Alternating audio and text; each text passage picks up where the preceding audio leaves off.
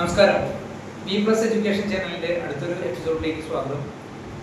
SSLCക്ക് വരാൻ പോകുന്ന ഒരു ചോദ്യത്തെ മാത്രം മുൻനിർത്തിക്കൊണ്ടുള്ള ഒരു വീഡിയോ ആണ് ഇത്. ആ ചോദ്യം നമുക്കൊന്ന് ശ്രദ്ധിക്കാം. Find the points does the graph of the polynomial 3x square plus 2x minus 1 crosses the x-axis. ഇതാണ് ചോദ്യം.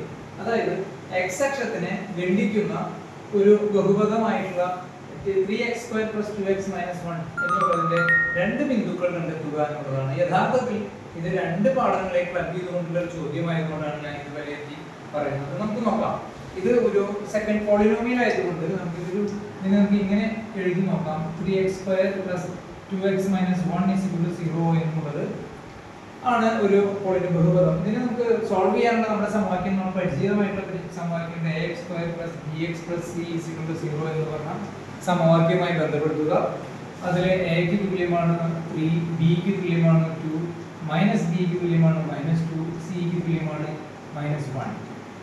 അടുത്തത് നമ്മൾ ഇതിന്റെ സൊല്യൂഷൻ, ഇതിന്റെ ഉത്തരം കണ്ടെത്തുക എന്നുള്ളത് b സ്ക്വയർ - 4ac എന്ന് പറഞ്ഞത് നമ്മൾ ചെയ്യാന്നുള്ളതാണ്. അതായത് വിവേചകം ഡിസ്ക്രിമിനന്റ് കാണാം. ഇങ്ങനെ ചെയ്യാം.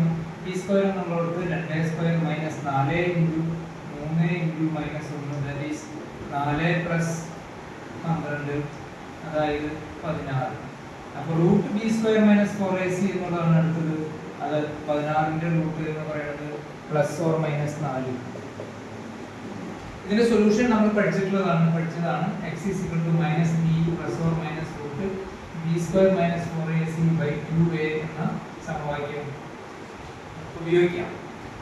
അങ്ങനെയാണെങ്കിൽ x = -b അവിടെ നിന്ന് എഴുതാം -2 +or- ഇതിന്റെ ഉത്തരം അവിടെ എഴുതിയിട്ട് 4 ആണെന്ന്.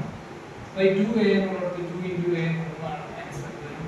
അപ്പോൾ ഇങ്ങനെ ഒരു ആൻസർ ആണ്. രണ്ട് എക്സിന്റെ രണ്ട് ഉത്തരങ്ങൾ വരുന്നു എന്നുള്ളതാണ്.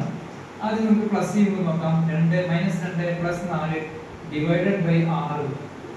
ഇത് പ്ലസ് ചെയ്യുമ്പോൾ നമുക്ക് ലഭിക്കുന്നത് 2/6 എന്നുള്ളത് വെട്ടിക്കളയുമ്പോൾ നമുക്ക് അവസാനം 1/3 ആണ് ഒരു ഉത്തരം. അടുത്ത ഉത്തരം എന്നുള്ളത് നോക്കൂ. സെക്കൻഡ് ആൻസർ ഈസ് -2 - 4 / 6 എന്നാണ്.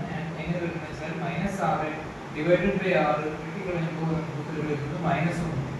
അപ്പൊ എക്സിന് ഇവിടെ നമുക്ക് രണ്ട് ഉത്തരങ്ങൾ ലഭിക്കുന്നുണ്ട്. ഒന്ന് 1/3, മറ്റൊന്ന് -1 ആണ്. പക്ഷേ ഇത് എക്സിനെ ഖണ്ഡിക്കുന്ന രണ്ട് ബിന്ദുക്കൾ എന്ന് പറഞ്ഞാൽ പ്രത്യേകം. അതുകൊണ്ട് നമുക്ക് ആ ബിന്ദുക്കൾ ഏതാണെന്ന് നോക്കിയാൽ x ആക്സിസിലേക്ക് y 0 ആയിരിക്കും. അതായത് ഏതൊരു ബിന്ദു എടുക്കുകയാണെങ്കിൽ അതിൽ ആദ്യത്തെ പോയിന്റ് എന്ന് പറയുന്നത്, ആദ്യത്തെ ബിന്ദു എന്ന് പറയുന്നത് 1/3 ആണ്. മറ്റേത് രണ്ടാമത്തത് y എന്ന് പറയുന്നത് 0 ആയിരിക്കും. രണ്ടാമത്തെ ബിന്ദു എന്ന് നമുക്ക് കണക്കാക്കുകയാണെങ്കിൽ അത് -1 ആയിരിക്കും. മറ്റ് രണ്ടാമത്തത് y അക്ഷം അഥവാ y ആക്സിസ് 0 ആയിരിക്കും. അപ്പോൾ ഇതാണ് ഇതിന്റെ ഉത്തരം.